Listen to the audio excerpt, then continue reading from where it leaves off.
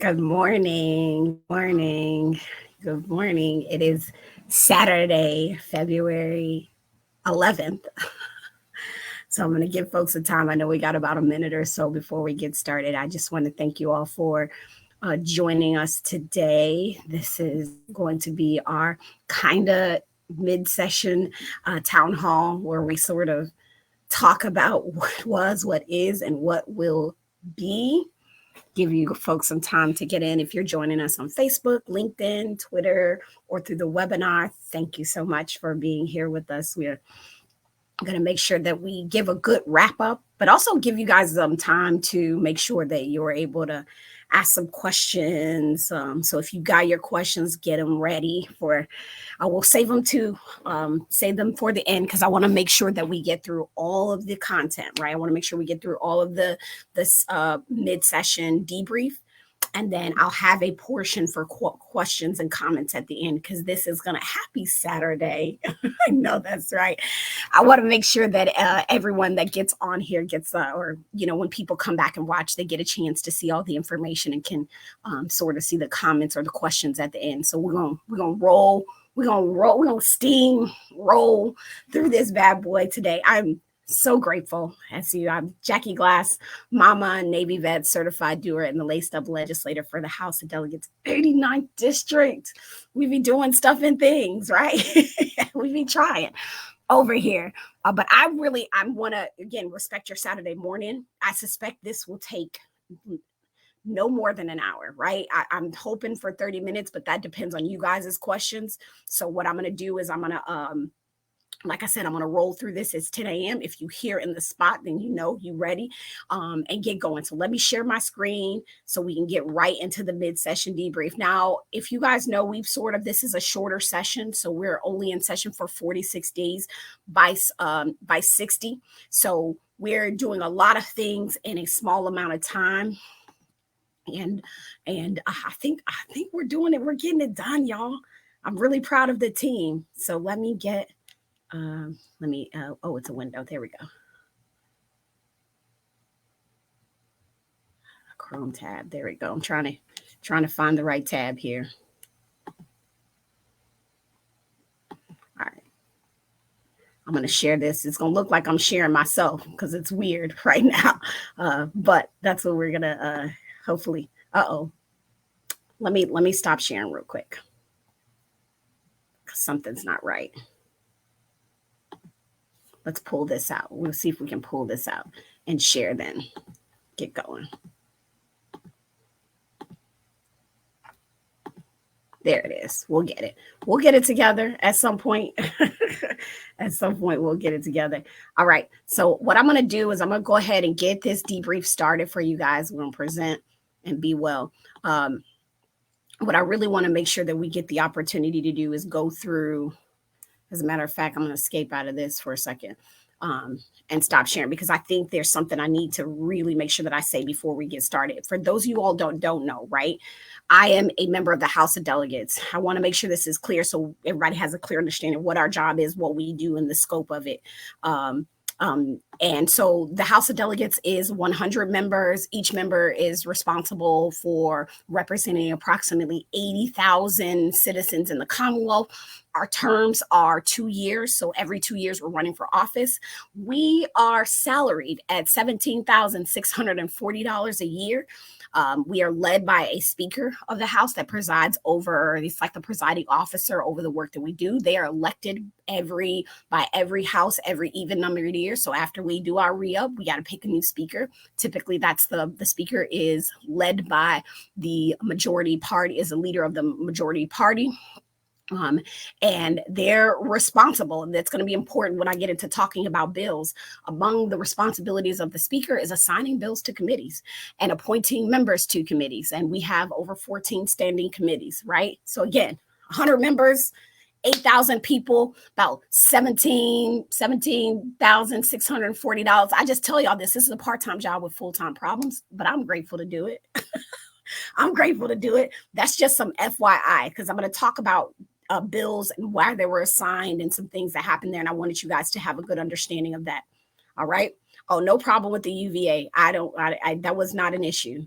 For me, at least it wasn't an issue. I didn't feel like it was an issue. It was just, it's the right thing to do. Sometimes we just got to do the right thing. All right, let's get into this brief so we get folks together. All right, so this is the mid-session General Assembly Town Hall for you all.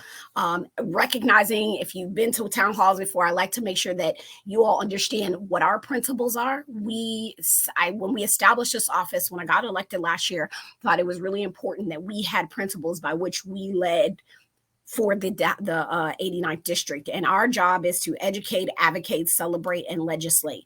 And we'll go through a little bit of the ways that we've been doing that this session. But fundamentally, these are the pillars with which how we hold this office up.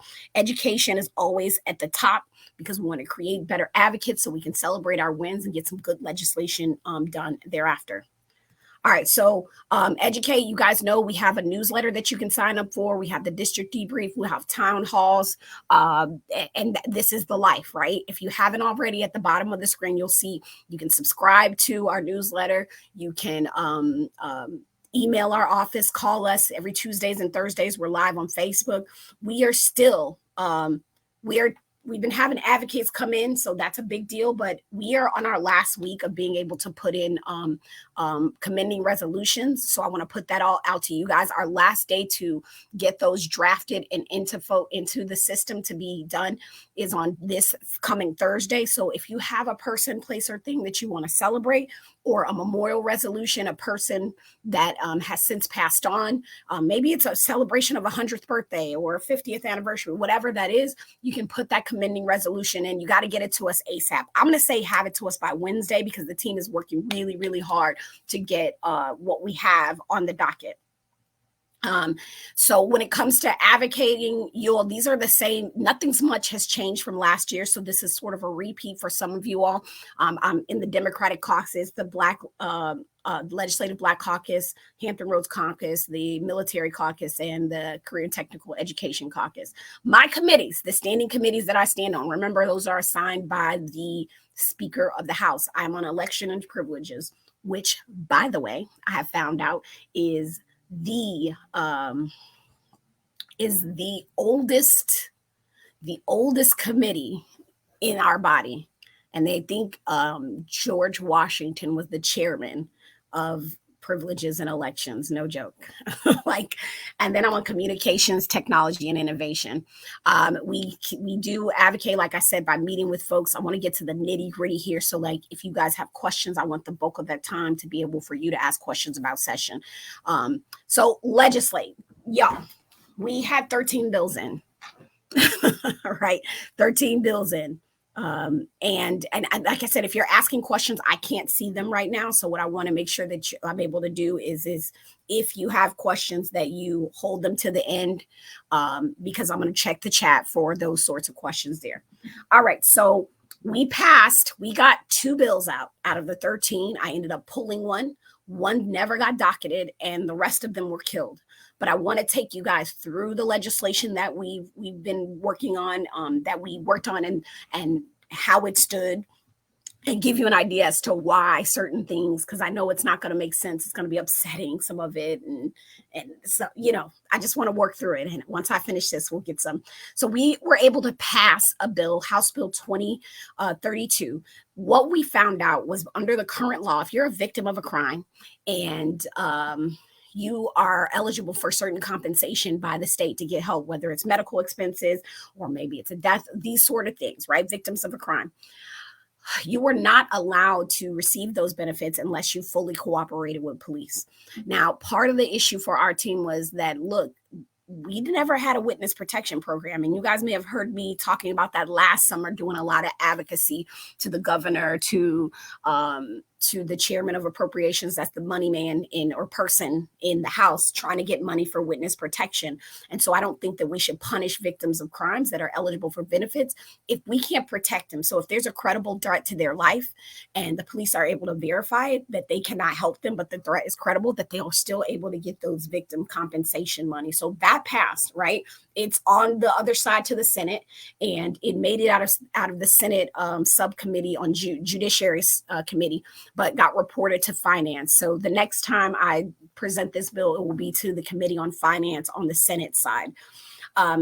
House Bill 1280. Oh, that's not the right bill number. I know that's not the right bill number. That's my fault. But this second bill that we got passed was requiring financial records to be released to a guardian ad litem for investigation. So there are incapacitated persons that live in our Commonwealth. There are people who need a guardian ad litem, which is like a court-appointed representative. And sometimes they are not able to give financial records to see if there's any financial abuse or just to get a picture of what's happening with their finances as they represent that person in court. So this is just saying, hey, financial institutions, by law, you've got a certain amount of time. And that was sort of our push and pull to get those records to them. And that did pass. I have a Senate cognate. I'm going to say that again, a Senate cognate. That means that somebody on the Senate side also brought the same bill, Senator McPike.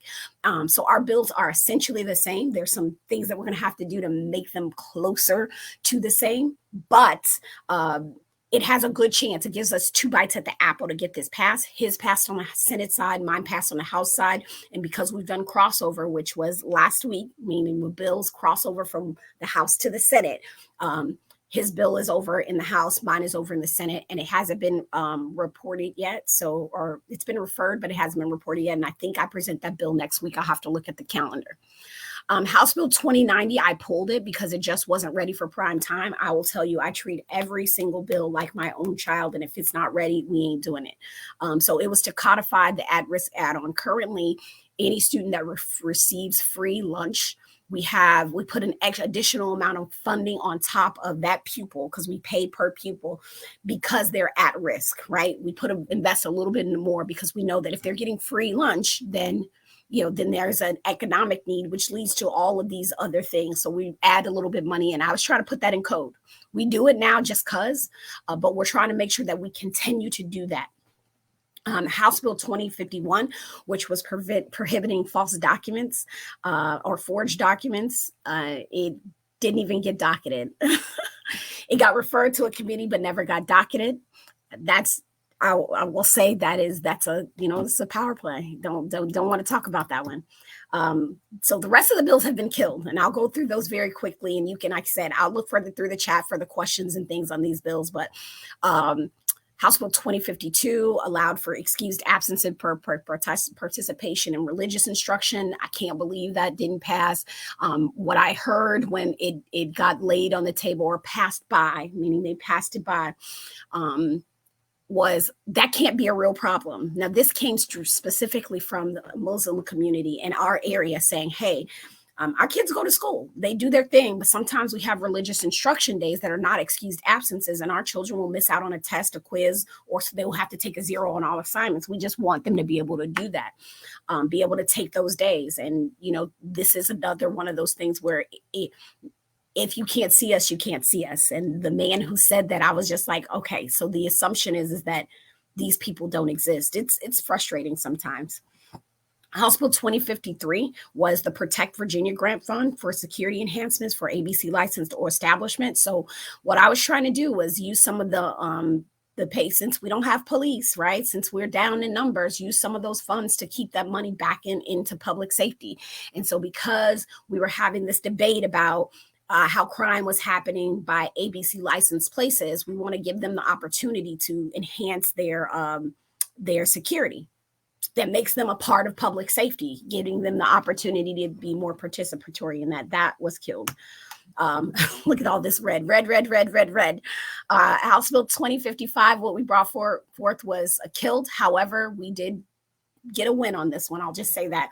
I won't go into depth on the Office of the Medical Examiner until we do our end of session brief, but we've been doing a lot of work with the medical examiner, which is an integral part of public safety, a huge part of the system of solving crime. They hear no body, no murder. No body, no murder. Well, no medical examiner, no murder case, right? These are the folks that sort of got left behind on this, and we're we're kind of in a crisis with our medical examiner's office right now, and it's only going to get worse. So we're trying to use the money that they didn't use on all the people that were vacant to put it back into their salary pot so they can get bonus, pay raises, and incentive for the people who are staying, doing the extra work, working the overtime.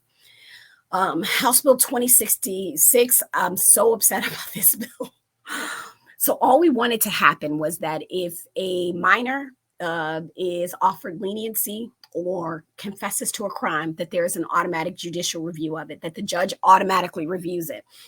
And they said, well, you're micromanaging the courts. No, what we're saying is that these reviews of a minor confession, because we can still lie to minors, and that part of this bill, we snuck a little piece from another bill and amended this bill to make sure that it said that you couldn't lie to minors in confessions. We're trying to prohibit folks from being able to lie to minors as well. But if we're lying to them, that means we're sort of not treating them like children. And so the Attorney General's office got up and said, well, all they have to do is all the parents could do is hire a good lawyer, and this is not an issue. And that's the problem. We are not necessarily required by law to provide them with an attorney. So it's a whole issue. So I was really sort of saddened to see that we couldn't even come to some sort of resolution on this lying to minors, offering them fake documents, or it blows my mind. We're still going to keep working on that, though. House Bill 2072, which were queer. Oh, excuse me. So we were just trying to say that if the police take your property, if they take your property and you go through the process and you're found not guilty, that they remind you that you have a right to your property, because we've got a lot of places where, people are being found not guilty and it's a come up for the police department. House Bill 2308 was changing the deadlines for registrars. Y'all, this is a big deal. Right now, the registrars have to certify elections 7 days after the electoral board dismisses, right? However, there's a separate deadline of absentee ballots being postmarked. And so if there's a holiday in between that shifts that day back, and they have another day that goes by where they can't certify, where they're still a day back on that timeline of certifying their election, doesn't change, but the time that they can receive ballots does, because if a holiday falls on a day, then the postmark date for absentee ballots shift. And so we're trying to say, when we cut off voting, that's when their 7 day timeline should begin, not somewhere in the middle of that. That was brought to us by our amazing registrar, Stephanie Isles, and the registrar is just saying, hey, we just need this time. They were like, nah. They like, well, then take less, stop giving them more work. It was really wild. So it was very interesting, because we do still have election deniers in our body. So it was just really interesting to have that conversation. House Bill 2355. This one caused an audible gasp in committee. We just wanted to create a work group to determine what consumer protections we would need for solar customers. We have a lot of folks that are getting ripped off by these smaller solar companies. It's bad for small business. It's bad for the industry. And so we need to figure out, because what are the things that the Attorney General's office needs to be abreast of, and we as customers need to be abreast of before we buy into solar. We had a person from the Poverty Law Center, I believe, say, hey, look, it's so bad that the Attorney General's office is reaching out to them for help. That's how bad folks are being. We can't stop people from signing bad contracts, but we can give them the what's in the know. We have a sense of responsibility to consumers as a body. It got killed. It can't even tell you why. Actually, I can't tell you why. There's a kill list, and if you're on it, it's done. Almost done with bills, y'all. So House Bill 76 would have created, it was called the Create Virginia Act. We're trying to get grant funding and make people understand that the creative economy is a real thing. We had creatives on the Capitol Day, which was so dope. If you have been a part of our social media, you'll see these creatives came up to advocate for this bill. We want to give grant support. We want to treat creativity like an economic driver, to which it is. That was killed as well. And that one was killed, interesting enough, because, one of the guys said, hey, I'm just afraid that all that money is going to go to urban places.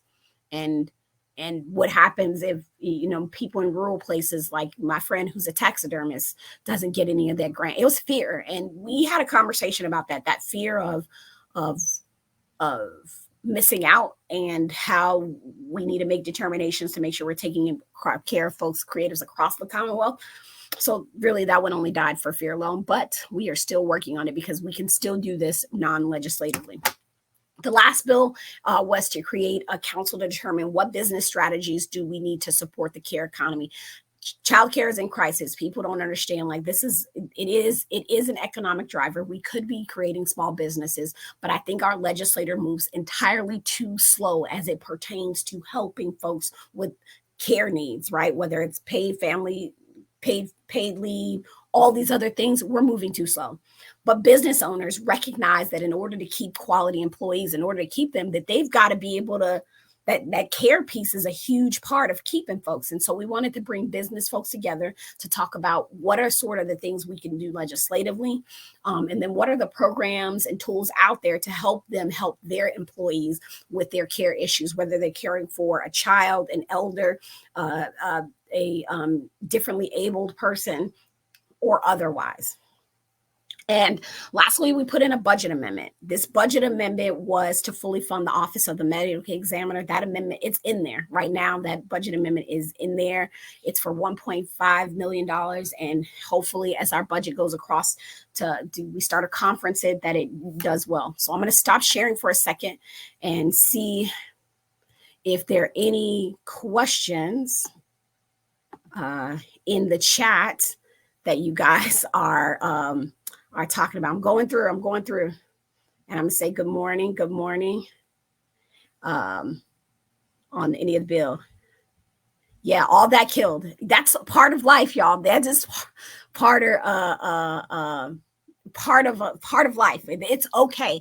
The thing that will make the difference is we got to get butts in seats. We've got to get people that agree with us. And I see, let me see.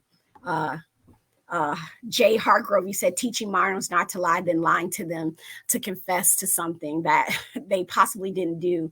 Y'all can change their entire life. You are absolutely right. And so that is going to take, it's going to take a lot of us to get this through. I'm going to be quite honest.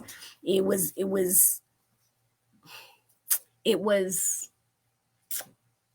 heartbreaking in its own way to hear the excuses from the Attorney General's office, to hear the excuses from the law enforcement agencies, to hear them say, you're taking tools away from law enforcement. You're taking tools. And I was like, but what happens when we disrupt a child's life because we did not treat them as a minor? So you're absolutely right. It can change an entire life, but we keep working on it. Other states have already prohibited this practice. Illinois, I think maybe 13 or 14 other states have already prohibited HAPS. So we're on the right track. Sometimes a good idea takes some years to get it through. So we'll just keep pushing and we'll bring it back. But we're going to work hard to get more folks elected so that we can take charge of some of those committees. So this is not a thing. Not a thing. Yeah. I know, Lamont, I'm not going to speak on that, but I hear you on that one. So I'm just checking for questions. We're going to finish up because I definitely want y'all to hear more about the budget. I want y'all to hear more about this budget. Share screen. Here we go. Yep. Christian, I'm going to do your comment before we go on. Christian said, Kristen, I hope I said it right. Failure to recognize the disparity still exists. Everyone is entitled to legal counsel. However, the reality, that part. And I'll tell you, after the Attorney General's office came up and said that the committee chairperson, who was gracious enough to give me the final word, he said, Delegate Glass, final word. Delegate Glass, final word. And my final word was that the Attorney General office said the quiet part out loud. This system is only built for those who can afford it. And what we're doing to minors is a disservice to communities. It's a disservice to all of us. Like we cannot, but we choose to. And so I'm just trying to help us make different choices.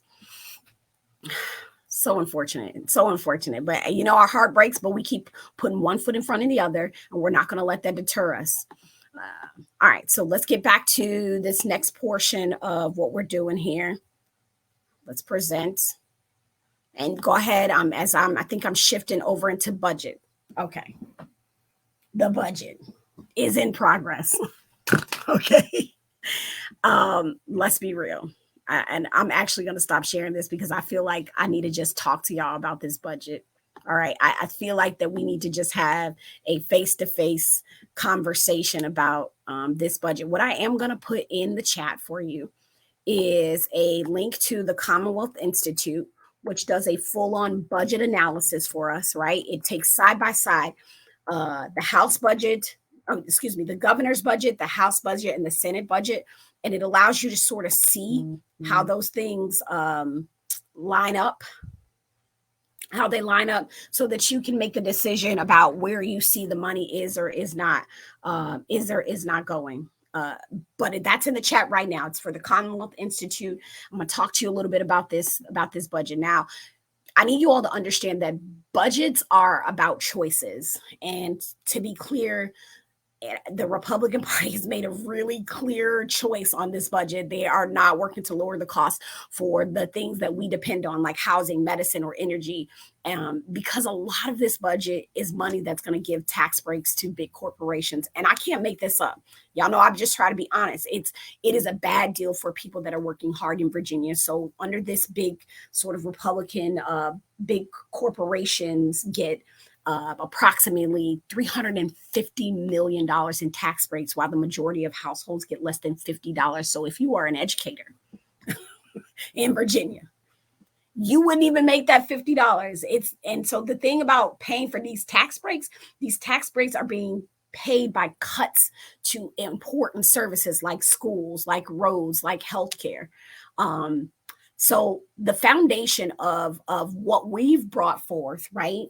So what happens is they brought the governor brought his budget. The House is currently led by Republicans. So they do their budgets. They choose to take our amendments or not. And a part of our defense is putting in the things, trying to help amend the House budget to have the things that matter to you and to me. And so the foundationally, our job is about economic freedom on the things that people that work hard like us want. It's quality and accessible healthcare. It's rent, it's mortgages, it's strong public schools, it's safe and healthy communities, it's roads and transit, so you can get where you need to go. And it is a sort of tooth and nail fight that every family gets their fair share. And so we believe that our tax system as a whole should be fair. And I hate using the F word because fair has so been determined by people, to those who can buy it. And that we should reward the hard work of everyone with their fair share. And so we've introduced these budget amendments. And again, I'll say that's us trying to change this budget that was presented towards us to fix some real problems. We had some educational budget amendments saying like, all right, well, we're going to fund ours. Instead of giving the corporations those tax breaks, let's take and not give them, or give them less tax breaks and put that money into education. Let's go ahead and make sure people have the right to choose. Those things I've already said. So the fully fund, we put in a budget amendment to eliminate the corporate tax rate and found an amendment to fully fund the schools. We put in a amendment to to raise teacher pay, right? So we're like, hey, get rid of that corporate tax cut, right? To the highest tax bracket, right? Eliminate the tax cut for the highest tax bracket. And we found a amendment to use that money to raise teacher pay to the national average, which we're not far from, but far enough to be like, yo, it's not okay. We filed 2 budget amendments to protect women's rights to choose by prohibiting politicians from interfering in medical decisions of pregnancy. So despite the fact that most Virginians keep supporting the right to health care, they have continued to introduce legislation to outlaw it. We also filed a budget amendment and I can send you guys, if you want, copies of what these amendments were that were filed, because we have them, right? You got to have receipts. I believe in that. So the amendments that were filed, the Leather Amendment was filed to address the violent crime by investing in community-based violence interventions programs that are proven to work. So over the past years, we've got a rise in gun violence, like most places, and nearly every single gun bill that would have provided prevention and community intervention was killed by the House Republicans. Nearly every single one, right? Like that's real. And I think what I like I said, if you would like a copy of the budget, the specific budget amendments, I do not. Go ahead and you see that scrolling across the bottom of the screen. We will send the. I believe in you having the educational tools, you having the tools to see the work and not just believe what I'm saying. I sat there on the floor as we brought forth these amendments, and they wanted to pass every single amendment by, pass that amendment by, and we had to vote no, don't pass it by, no, don't pass it by, no, don't pass it by, and then get a crap budget. But there's still some light at the tunnel, possibly, because what will happen is the budget will go into conference and then we'll be able to start negotiating. And so as we get into the negotiating phase, then that's where it's going to be really, really important for us all to, stand tall and to be honest and to tell our folks, like, we don't believe in corporate tax breaks. We don't believe that the wealthiest among us to have tax breaks. And also my house could use more than $50, more than $50 to thrive. But if you haven't already, please go and look at, and what I'll do is I'll show it to you. I'll make sure I share my screen to show you all what these side by side. If you go to the Commonwealth Institute's website that I shared with you all, let me see this window. Yep, I'm going to share it. This window, the Commonwealth Institute, again, it'll show you what the governor put in, what the House put in, what the Senate Finance put in. And like I said, it's all of this, look, all of this tax cuts. Look at this. Hold on. I'm going to go down to education, right? So you got this, the governor's like, we want to put 321.1 million into policy choices. The House is not far off. And the Senate's like, yo, we need 1 billion to do the work that we need. The governor didn't include anything in his budget for salary increases, right? We're just saying a 2%. And the House is saying, yep, give our additional 2%. And then we're saying invite our additional 2%. So you all, this is part of the educational piece. So everything's here, from education to higher ed to healthcare choices that we've made. I know some of you guys are in that business, to policy and criminal funds. So like here, firearm prevention center, like we have to know the things. They're like, nah, we ain't interested in that. We want to make sure that we understand the problem so that we can properly fund the problem. Nothing in here for Safer Communities program. Nothing, not a thing. The Senate's the only one who put that 10 million in to try to get the right people doing the right things. This is about prevention and not just about intervening after gun violence happens. I just can't with them sometimes. I just cannot. So please, I'm going to drop that in the chat again, the Commonwealth Institute, for those of you guys who might just be showing up, so that you're able to take a gander. And please, we're almost to the point where I can take your question. So if you got them, go ahead and start putting them in the comments. If it doesn't have to be related to policy, you can just have a question about the office or whatever. We're here for it. All right, let me see. We're going to go back to sharing this and see where we're at with present. There we go. All right, so then redistricting. I will be doing redistricting town halls before the summer. I know that there are a lot of folks that are like, I don't understand redistricting. I don't know what's happening, or I get it, but I don't necessarily know how to explain it, or I just need to know where I need to be. We will be having redistricting town halls so that you all they will be in Norfolk, across the city, to give you guys a better understanding of what the redistricting is. The new district for me will be the district of the 93rd. So that is a lot of like I said, Rosemont, Norview, up to little pieces of Ward Corner, pretty much a large portion of Ward 3 of the city, and then some of Ward 4 down near Military Circle area. So I will be outlining that for you. I think it's important that we get educated before we roll into primaries. So that's it. Well, let me make sure I didn't have anything.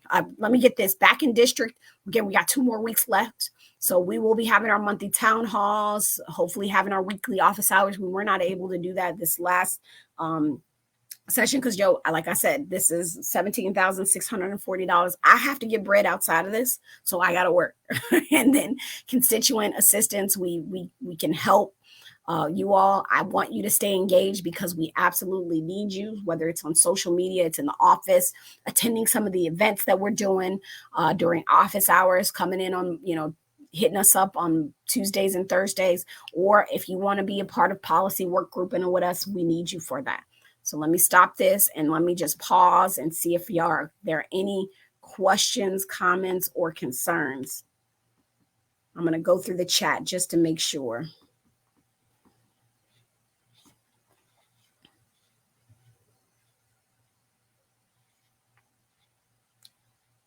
Oh, okay. So I see I have a question here.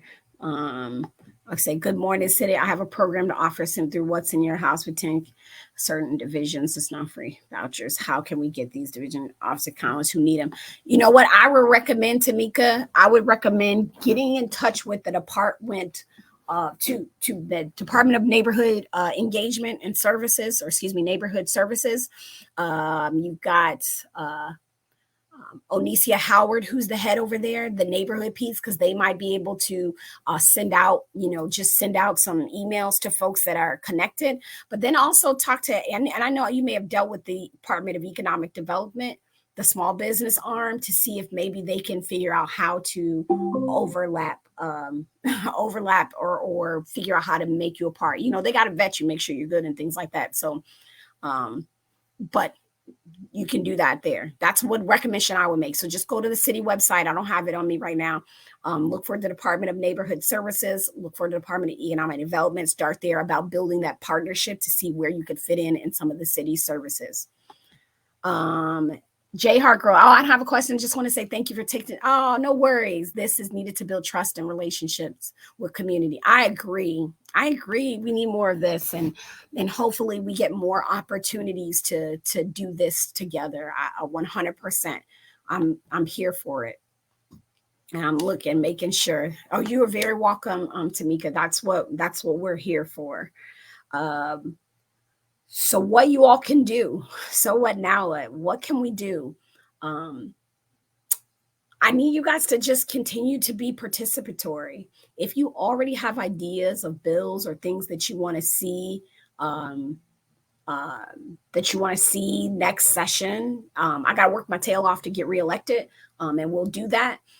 But we're always looking for ways to connect the dots, because sometimes maybe I'm not the best legislator to bring it forth. I may be able to connect you with another one that is better equipped, or maybe on that committee, or maybe have some connections to get your legislation, your program, your idea off the ground. So we're just here for that. And all of that information is scrolling down at the bottom of the screen.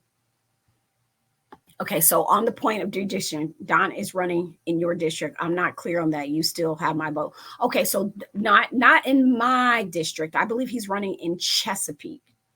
Correct me if I'm wrong. I don't know where.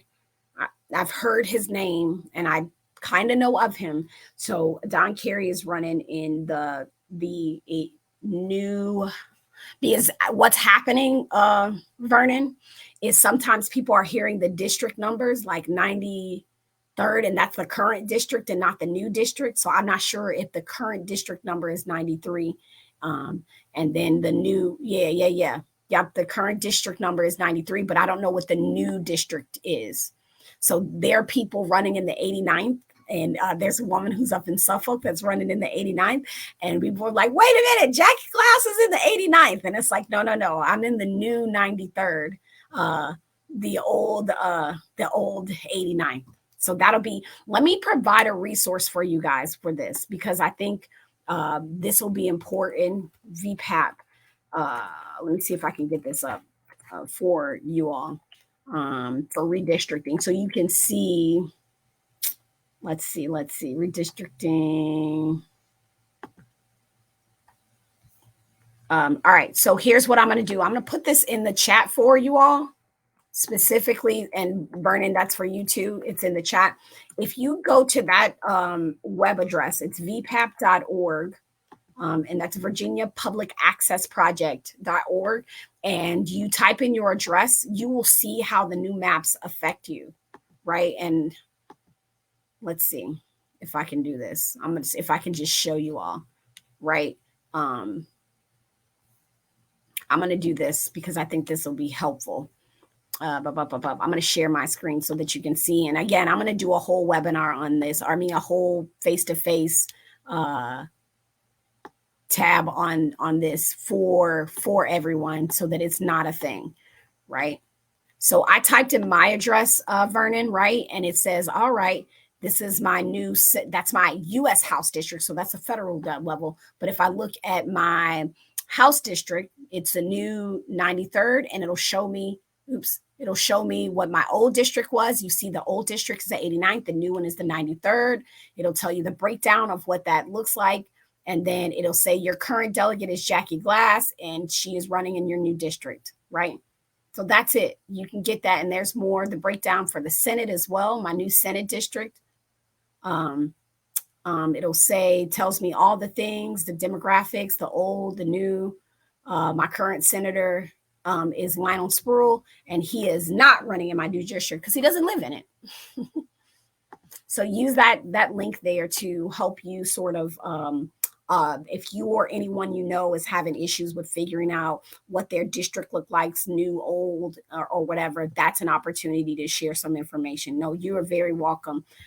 It is. Let me tell you also something, Vernon.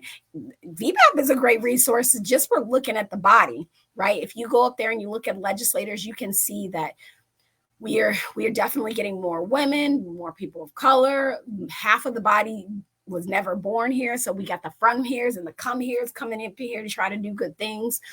There's just a lot of information on VPAP. If you've never explored that site, please do. I donate to them because I just think it's a great organization, and that's the Virginia Public Access Project. All right, making sure that I'm not missing anything. And I did say thank you to Heath. Heath, you're very welcome. I appreciate. I mean, like that was a thing, but I appreciate it. I'm looking. It looks like that's it. Hold on. That's it. Well, I'm here. I'll give it another. I said hopefully I only take about 45 minutes of your time. It is 10:40. It's 10:40. That's our district update, our mid-session update.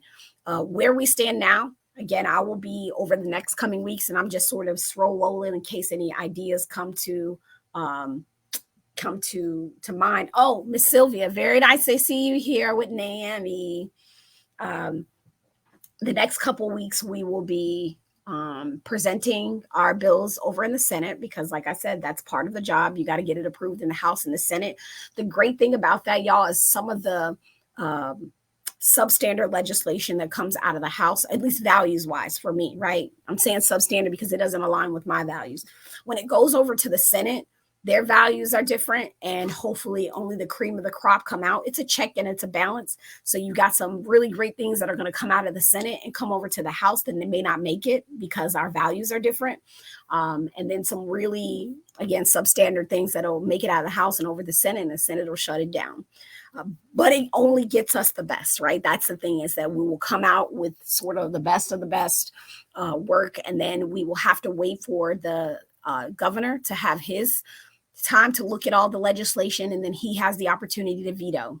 So he'll kill all the things he needs to kill, right? Like, and it'll take a 2/3 vote of us to unkill some of these, to bring these things back to life. And that's called reconvene. Reconvene will happen sometime in March or April. I can't remember I don't have the date at the current time. But that's what will end up happening. So we've got a lot more legislating to do. And then we roll right into campaign season, campaign and working. And as I've said before, I'll say it again, I am here to serve the people of the 89th district all the way until the end of the year, because I've been elected to do so, and while also hoping that work that we do for folks of the 89th will help us earn the votes of the folks in the 93rd, and that we'll be able to continue to serve. We got an amazing team, and I see, like, as things scroll down the bottom there, we're trying to get good work done. That's it. That's all. All right, so that's it for me. I'm grateful to have you guys here. Please like, share, review, stay abreast, and let your folks take all the information you got here and go share it out there, so we can do good things all around. Till then, I'm Jackie Glass, Mama, Navy vet, certified doer, and the laced up legislator for House of Delegates, 89th District. Again, proud to serve. And I will catch you on the flip side for our end of session, our end of session town hall. Be well. Bye, Miss Roslyn. I love you. See you. Be safe.